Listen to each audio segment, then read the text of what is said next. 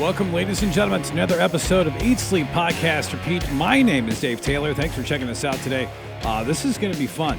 You know, if you are a fan of the guitarist, if you love, whether it's the tone, the style of play, whatever these guys are doing, this is going to be awesome because today we talked to Joe Satriani.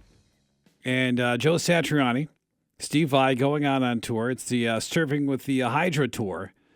2026 kicks off in Seattle and ends up in Virginia Beach, Virginia, where I'm at in May. Yeah, and man, we go through a lot of stuff talking to Joe today. The list of people he's trained.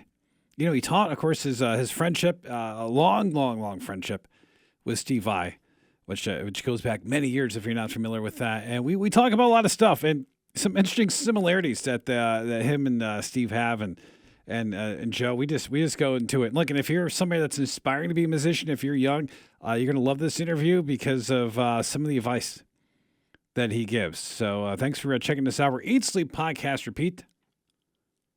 And you can just search ESPR Podcast anywhere you listen to the podcast. Follow, subscribe, check that out. And Facebook and Twitter as well, ESPR Podcast. A lot of cool stuff to check out. So without further ado, here we go. Joe Satriani. A marriage of two guitar gods coming on stage to perform at the same time, which is mind-blowing to me to watch you guys play, because I'd heard some of your new stuff, and I'm like, holy cow. Tell me all about it, how this came together, because you've known Steve Vai for a long time. Yeah. So we grew up in the same town, went to the same high school. When I was just a really budding guitar player, I've been playing maybe a year. The kids in the town that went to the local public high school I went to in Carl Place started asking me for lessons. So I started teaching kids, even a couple of teachers at the school. And as I was learning how to play, I was, teaching beginners. And Steve, showed up at my house one day looking for lessons because a couple of his friends were taking lessons from me. So I think Steve was 12 at the time, so that's how long we've known each other. And we became really fast friends after, a year or so, because he was so talented and so motivated that he caught up to me really fast. I mean, I couldn't teach him fast enough, He just had those magical hands, and he just had a really unique musical mind. Even as a young kid, he showed that depth of talent, and so we kind of bonded from there, and we realized we were very much the same. We wanted to do crazy rock and roll, but we also really loved real music, and we wanted to learn the secrets of all the great composers from all the great eras of music from around the world, and we never really lost that. So that's sort of, that has been the theme that has kept us together, playing countless G3 tours together, and jamming with each other and working on all kinds of projects together. But this one that, specifically came about because a couple of people asked us to do it. We really didn't think about it. It wasn't like we sat down and we brainstormed it. It happened quite naturally, where we were finishing the G3 reunion, where Eric Johnson and Steve and myself did a short 3-week tour. My son was filming the whole thing. He was participating at the end. This is all for a forthcoming documentary that's coming out. Oh, nice. And we wanted to continue, across the U.S., maybe go to Europe, but Eric wasn't available. He already booked himself for another year. So everyone asked Steve and I, would you guys continue, just the two of you? And we thought, well, yeah, this is great. We're having so much fun. And someone said, probably one of our managers said, it would be great if you guys had a track, And so I quickly wrote some music. We got it recorded. ZZ shot a video for us, and that became The Sea of Emotion Part 1. And then, as we started doing that tour through the U.S. and playing that video, people started saying, you guys should record a couple more songs. So before you know it, a full album project got started. The only problem was Steve was playing with Beat and I was playing with Sammy Hagar. And so we had already booked, after our tour together, we had already booked substantial amounts of touring around the world with our outside jobs, so to speak.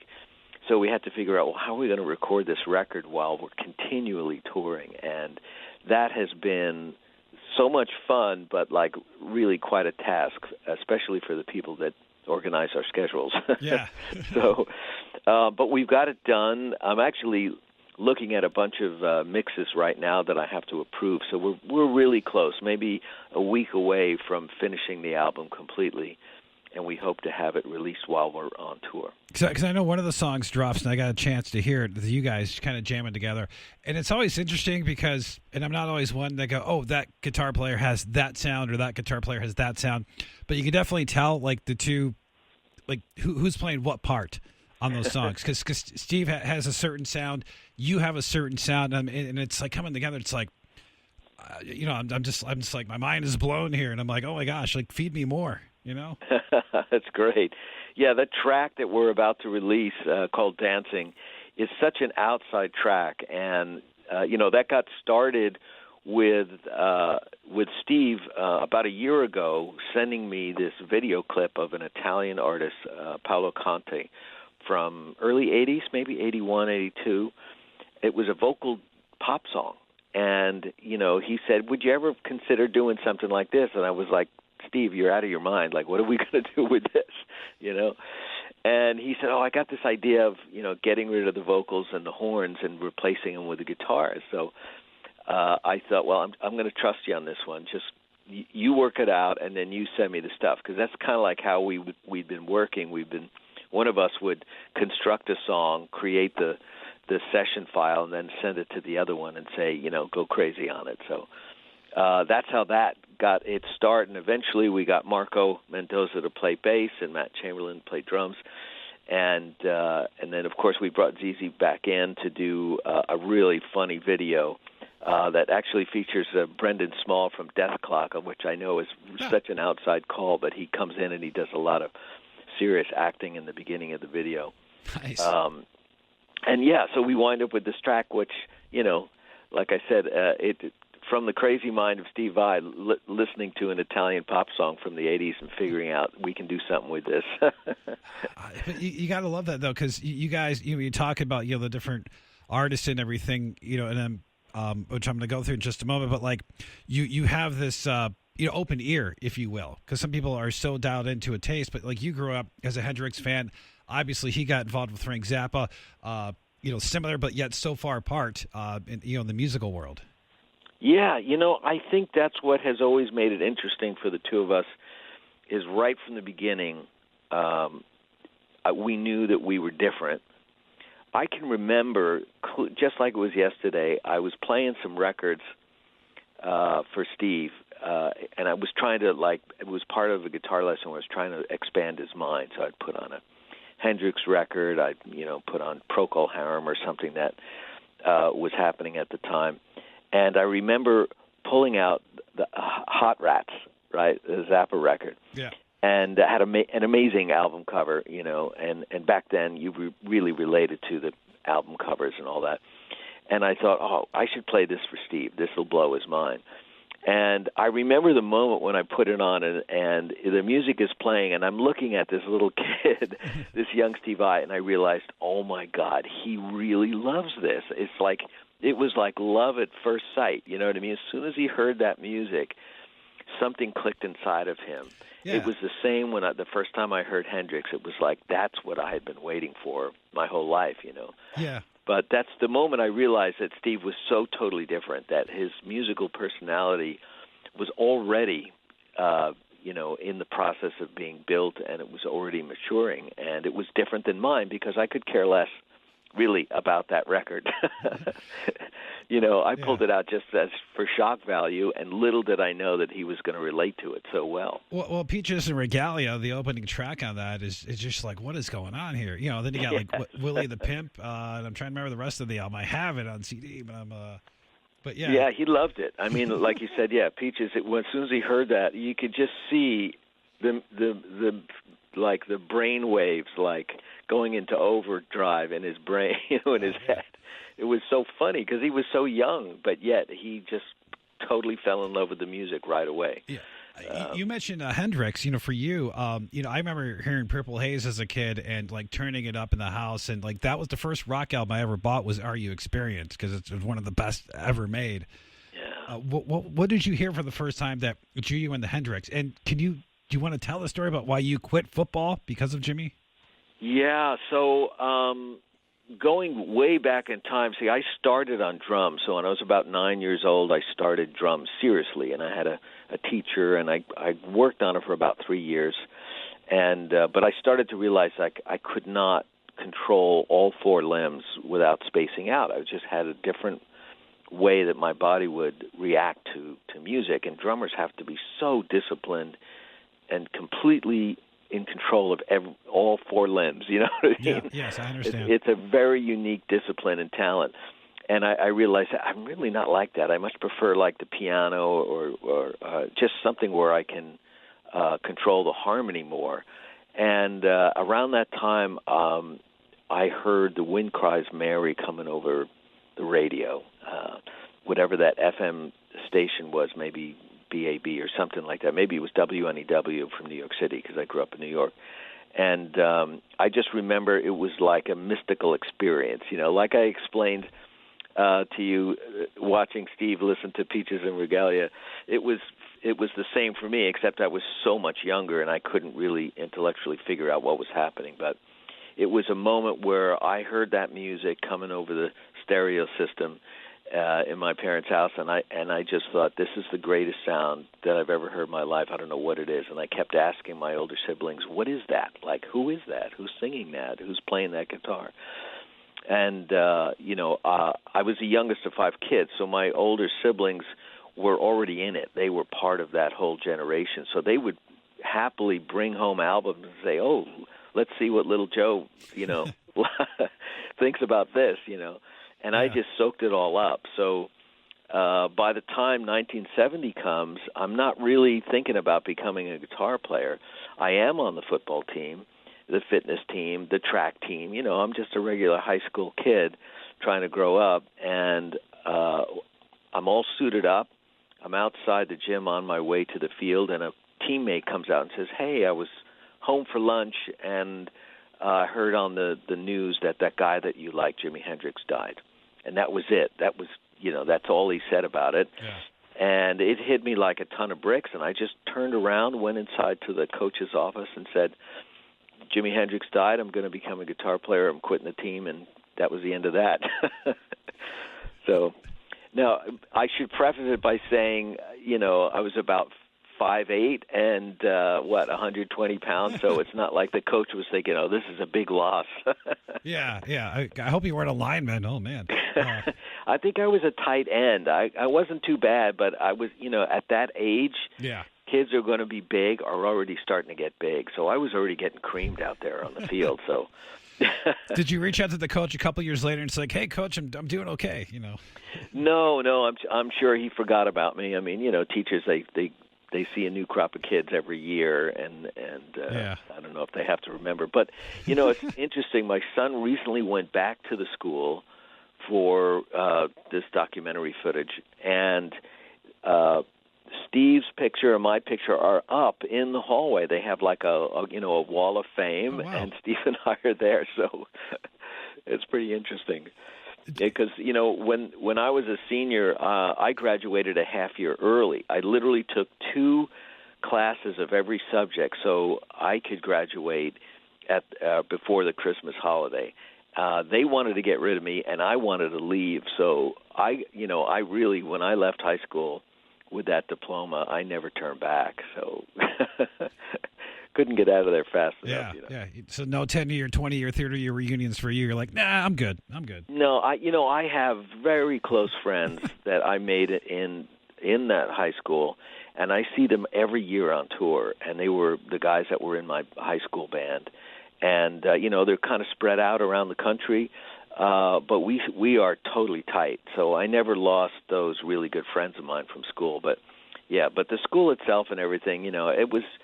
We were part of a counterculture movement at the time, and they gave us, a hard time because we had long hair and we were listening to what was called heavy rock or heavy metal, and they didn't like it. That wasn't. It's hard to imagine right now, that you were penalized or ostracized for listening to Black Sabbath, and today, Ozzy is, a saint. Times have changed, and yes. I grew up with older brothers too. So, like for me, it was going through their record collection and finding the AC/DC and the Led Zeppelin and, getting exposed that way. So I totally relate how you went through that and everything, Oh, God, I played the drums sort of, but man, for you to take the guitar, to be that smart and do all these instruments, you have been so focused in your life and you have such good dedication and determination. That is amazing because not everybody does that. Boy, it sure takes a lot of determination. As one of the things I besides noticing about myself, but with my experience in teaching, is that everyone, all the students show up with different gifts. Physical gifts, the ability to concentrate. Some you can take two people who are equally creative, and they have such different methods of doing it. Some people are very organized. Others need to be totally unorganized in order to achieve the same amount of creativity. It's just everyone's different, But staying focused is a difficult thing, especially when you're trying to make a living as a musician, which is incredibly different than a lot of other professions and incredibly difficult. So that focus is important because you have to be able to harness every aspect of your talent and try to maximize it so that you can, maintain that creative lifestyle. Well, when you were, I know you taught a lot of different artists, and I'm not going to run through the list, but guys who ended up going on the bands and everything. And then you worked with like the Greg Kihn band towards more of post Jeopardy and yes, yeah, and everything. But like, when did you who found you and said, hey, we're going to record these tracks, the summer song, all this, and like who found you and said we're going to do this, or did you just start recording on your own? Like, how did that happen?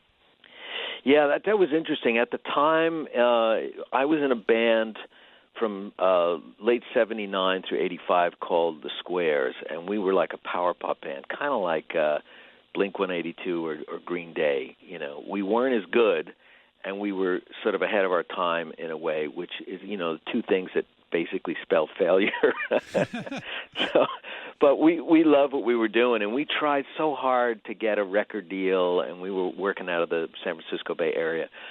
And we were just getting really frustrated because we kept getting turned down. Every time we'd go down to L.A. to do a showcase or something, we never returned with a record deal, And so during that time, there was a lot of do-it-yourself record projects going on, and there were lots of magazines and publications like Sonic Network that helped individual bands basically start their record career independently, to start their own label. So I wound up starting my own label and recording a super avant-garde EP that was an eponymous release, and I think I just printed like 60 of these things, or maybe 100.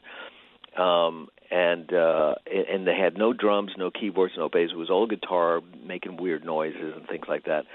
But I had such an interesting experience doing that I decided I'm just going to do that. And then the next record I do, I'm going to have drums and bass. And I convinced Jeff Campitelli, the drummer in the Squares, to join me in this complete, farce of mine. And, so I'm while this is all going on, Steve and I are communicating as friends, sending each other cassettes of stuff we're working on. And I sent him my second album, which was Not of This Earth.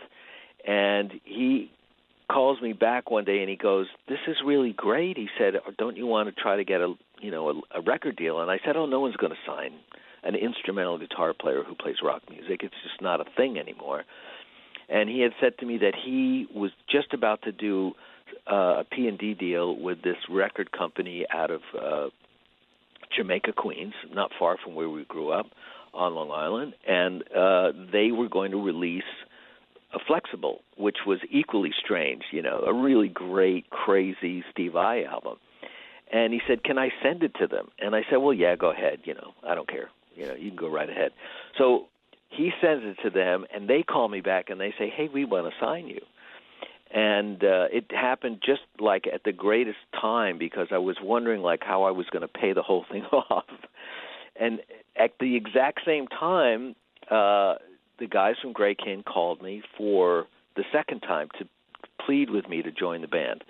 Their second guitar player had quit all of a sudden, and they were in the studio across town in Berkeley, California, trying to do the album that became Love and Rock and Roll.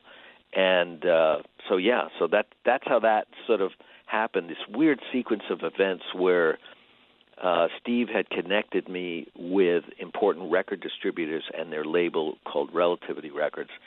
And the guys from Grey King had called just when I needed an injection of cash to pay off the debt of making that album. And so I stayed with them for a year, and it took just about a year for Relativity to finally release Not of This Earth. And a month later, I signed a deal to record another record, which became Surfing with the Alien. So it's one of those weird stories where my sophomore album became the big hit. It's usually the one that tanks, right? Yeah, because everybody spends all their whole life writing that first album, and then okay, you got 8 months to write a second album. Go. Yeah, I know, and it was just the opposite for me. I guess I was so enthused. I had a great time playing with Greg and the guys in the Grey King band. They were just really great, and I, played. My band, the Squares, had opened for them a lot, and they were always really cool with us in the Bay Area. They were a really big thing at the time, and so it's not like I was, I didn't know them or anything. They were friends. Yeah. That's helped to get the gig that way. Yeah. And Greg was he was the real deal. I was amazed. He was, he had the same thing that I saw years later playing with Mick Jagger and with Deep Purple, Ian Gillan. They're just, and Sammy Hagar, they're just, lead singers. They're a very special breed of human being that they just can communicate to large groups of people in a very special way. And they all, those guys I mentioned, they all have different sounding voices and different styles of singing. But that the one thing that they have is this unique talent of being able to step on stage and communicate. And it doesn't matter if it's 10 people or it's 100,000, they just can do it. And Greg had that, and it was a pleasure to watch him do it, night after night. Yeah, I always wondered. I mean, to me, like, he always seemed to have almost like he was like winking in his music, like just like don't take this song too seriously. But I'm a great musician, but like lyrically, it always kind of came across as like more fun. I don't know. Yeah, he was a fun guy, and he really loved music. I mean, he really did, and that's why the set list every night had just as many question marks on it than actual songs, because he would get bored with his own songs, and so we'd play like 2 Grey King songs that everybody knew, and then he'd start to talk to the audience about something, and you'd have to really pay attention, because as he started talking, he would start to play something. And he would do this thing where he would get in his mind like, oh, I want to play this Rolling Stones song, but he wouldn't know how to play it.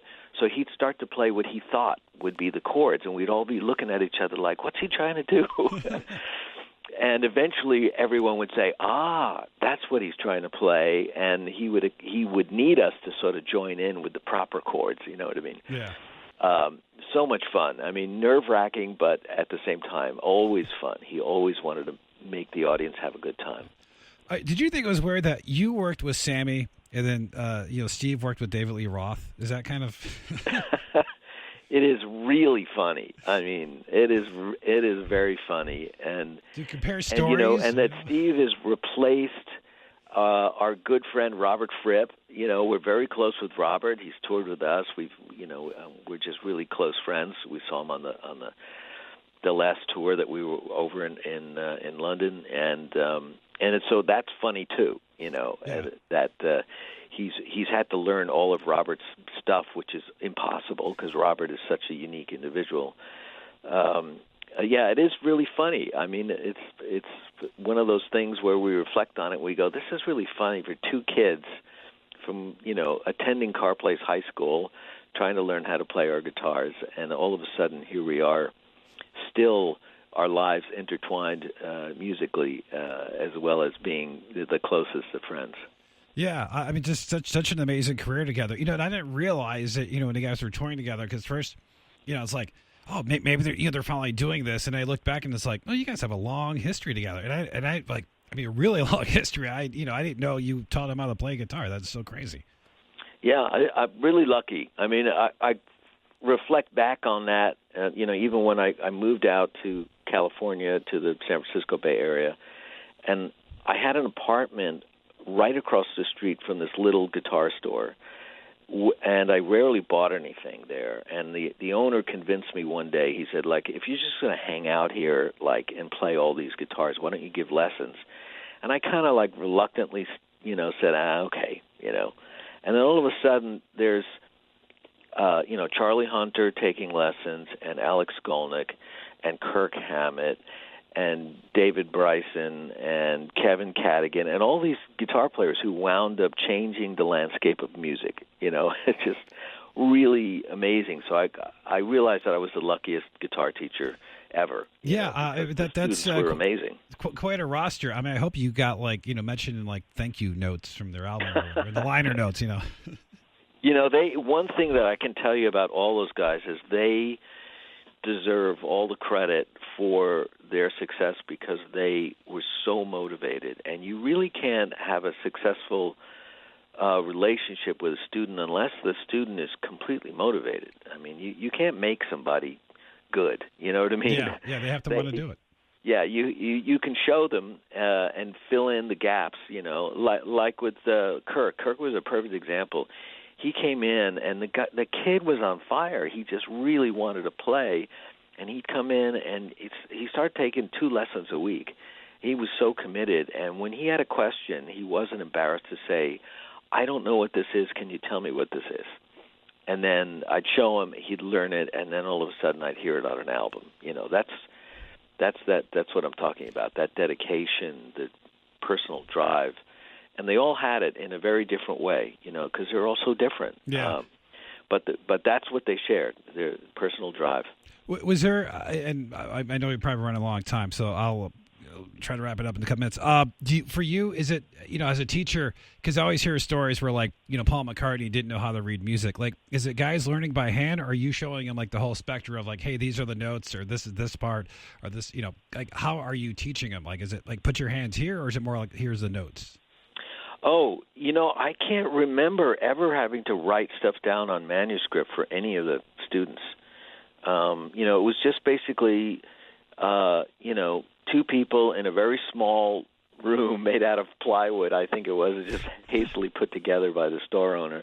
And we would just sit there and, person to person, show how things got played. And by example, I mean, this is one of the things that was carried over from my music teacher in high school. This guy, Bill Westcott, who was a graduate of Juilliard School of Music, wound up in this little public high school, and he had these crazy kids, like me and Steve, taking advanced theory lessons. But the way that, he would teach with manuscript, but he would also sit down at the piano and he'd say, listen to this. And he'd play some strange harmonies and explain what it was and ask you, how does it make you feel? And this is how you can use it. This is how Bach used it. This is how Miles Davis used it. And by example, we started to understand the effect that harmony, melody, and rhythm would have on our future audience, if we were lucky enough to get one, Yeah. And he taught us how to write music away from our instrument, just in case we turned out to be uncoordinated, which, it was actually a cruel lesson, but a good lesson to teach young kids that, they may wind up not being the fastest or the best in their class, but their brains could keep, developing as musicians way into old age. And that was one of the great lessons that he taught us, and it's carried us through all these decades. And I saw that those lessons I could apply to the lessons that I was giving later on to, whether it was, like I said, Charlie Hunter or Alex Skolnick or or Kirk, and or Larry Lalonde. I just show them a particular scale, and I'd say, this is how I would use it. How would you use it? And it was important, I think, for them to see somebody of an older generation, use a particular scale, but then tell them they can use it any way they want. Like that, don't copy me. Even though I was just a couple of years older, I was still older. You know what I mean? I wasn't part of that thrash metal generation. They were inventing it, and I wanted to make sure I didn't influence them with style, but I just wanted to give them the information that they could then mold in their own way. Yeah, that makes good sense, because like you show somebody how to do something. It's like, well, this is how I do it, but like you got to do what works for you. Yes, yeah, exactly. Joe, thank you so much. This is awesome. I appreciate you. I know in May 23rd, so I got to wait till May to see you and Steve in concert here. I love the surfing with the Hydra tour. So. Yes, yeah, I can't wait. Is anybody yelling "Hail Hydra"? They got Marvel fans in the band. I haven't heard that yet. That's, you never know. Well, Joe, thank you. You have a great day, and this was fantastic. You made my day. Thank you. I had a dental appointment this morning, so this is so much better. Wonderful. Thanks, man. All right, you take care. All right, thanks. We'll see you. Bye-bye. So initially, I was only supposed to get 10 minutes with Joe, but somehow we just went on and on. He was great. He was fantastic. The stuff that he just went into. And I didn't realize, he worked with Greg Kinn. I looked that up because I'm like, what was he doing? And then it's like, oh, my gosh, he did all that. And, of course, the stuff with Chickenfoot where I got to see him in concert, and just watching that guy play is just a lot of fun. So there you go. Thanks for checking this out. Again, Eat, Sleep, Podcast, Pizza, search ESPR podcast, and you'll find a lot of cool stuff. Yes, if you go back, you'll see a lot of interviews. We've done a lot of wrestling stuff, and we will still do that, but we do a lot of rock and music content as well. A previous episode featured an interview with Ani DeFranco. We've had Weird Al on the show. We've had Don McLean on the show, and a whole lot more. And I got some stuff in the archives I bring out every once in a while that hasn't been unearthed in a long time. So a lot to check out. Again, just search ESPR Wrestling Podcast. You'll find a lot of stuff, but we're kind of dropping the wrestling part. I think that's where we're going here. Over 400 episodes in, but, kind of branding a little bit differently. But anyways, thanks for checking this out. My name is Dave Taylor, and as always, make sure you eat, sleep, podcast, and repeat. Have a great day.